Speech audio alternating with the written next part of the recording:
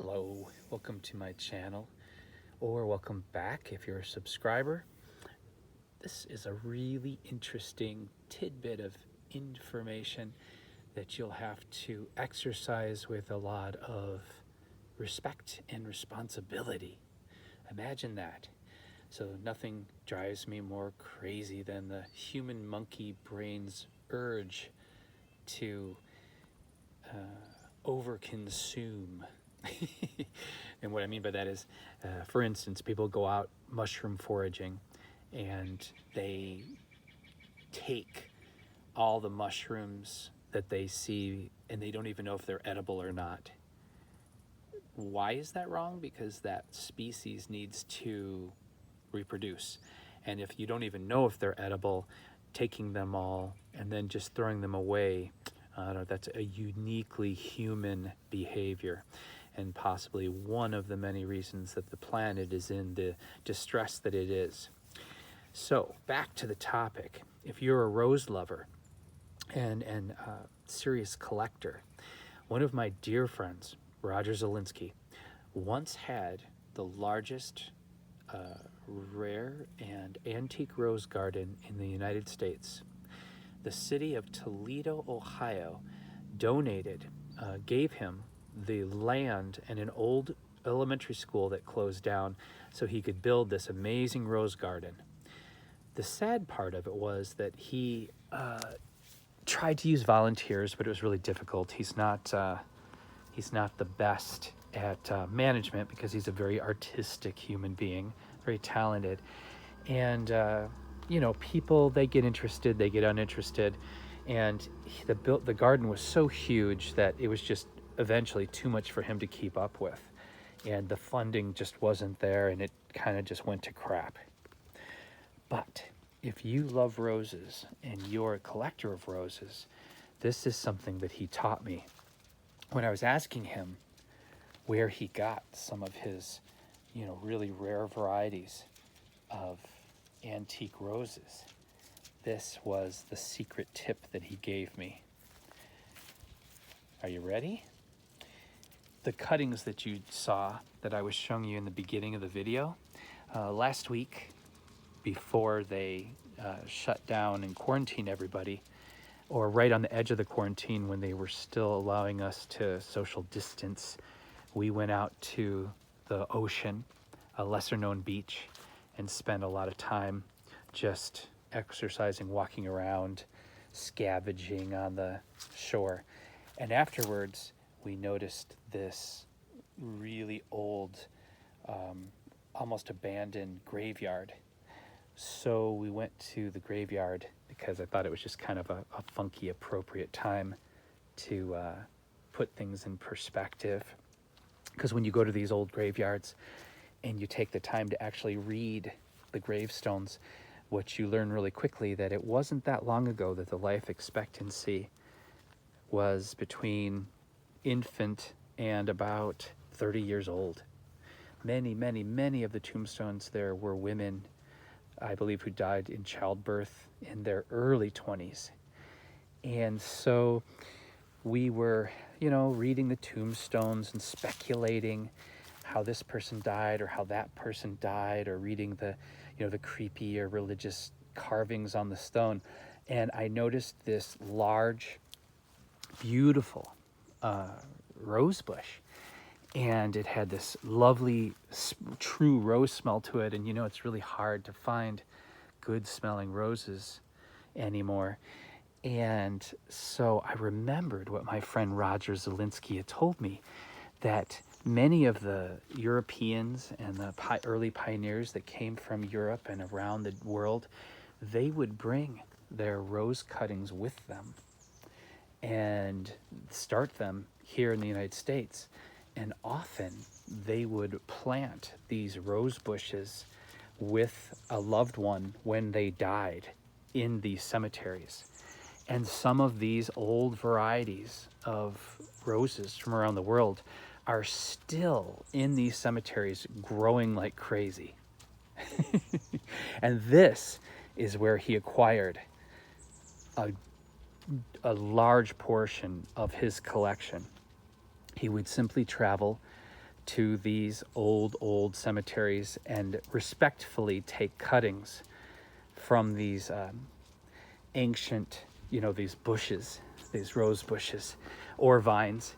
And that's where I helped myself to two small cuttings of these roses. And I'm uncertain what variety they are. They were just unusual. They were pink, they were multi-petaled, and they had a nice scent. And you could tell from the size of the bush that it was a really old bush, probably at least conservatively 60 to 80 years old. So rose cuttings are really easy to take. They're so easy to take, I'm not even putting any effort into these. My favorite are the purple roses because they actually do have a scent to them. This was a cutting I took from my blue boy or blue girl. And you can tell she has a bud on her, and she's a cutting and she's trying to flower. Now, if you want to do this correctly, my great grandmother, she was amazing at roses, I hear. And what she would do is, she didn't even use rooting powder, but you probably want to get some rooting powder. And if you don't know what that is, just Google it. It has a certain hormone in it that helps to prevent rotting of the stem and promote root growth. You dip your stem in that rooting compound and then put it in some nice soil. And what I need by nice soil is a soil that drains really, really well. And what she would do is she did this direct cutting right into the soil of her garden, because she had really, she'd worked on that soil for years, and then she would simply put a mason jar over the cutting. So if you really want to create a greenhouse effect and protect your rose cutting and give it a more moderated temperature, you could do a cutting like this in a container and then just place either a plastic or a mason jar over your cutting.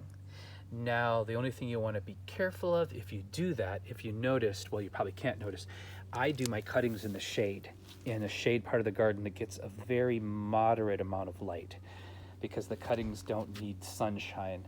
They just need a stable environment that they can take root in. And that's pretty much it.